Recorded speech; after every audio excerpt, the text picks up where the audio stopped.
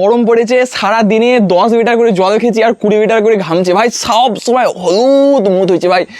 মানে এত ফার্স্টেডের ভেতর হু হু করে জ্বলছে, আর ভাই এইটুকু করে খেয়েছে তাও হজম হয়েছে না। মানে আমি ফার্স্টেডের ভাই, আমি ডায়রিয়া হয়ে ভর্তি হয়ে যাব, এত শরীর খারাপ করছে। মানে এত গরম কি করে হতে পারে ভাই। এই দেখো আমি ছাদে বসে আছি, মানে ঘরের মধ্যে যে ক্যামেরাটা লাগিয়ে সুন্দর করে ভিডিওটা বানাবো, আমি ভাই 5 বার ট্রাই করলাম, 2 মিনিট করে থাকলাম, মনে হচ্ছে যেন চান করে বেরিয়ে চলে আসছে ভাই, এত গরম।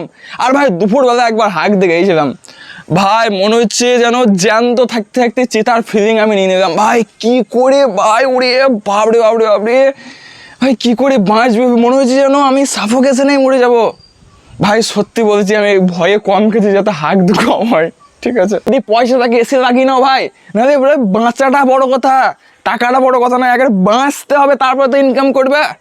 উড়ে ভাবরে দেখো ভিডিও বানাইতে আমি ছাদে বসে আছি, তাও দেখো বুঝতে পারছো ঘেমে গেছি। মানে কি করে সম্ভব, সব সময় মাথা গরম হয়ে গেছে।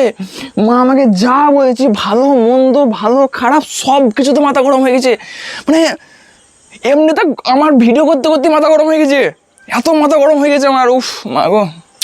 চলো টাটা।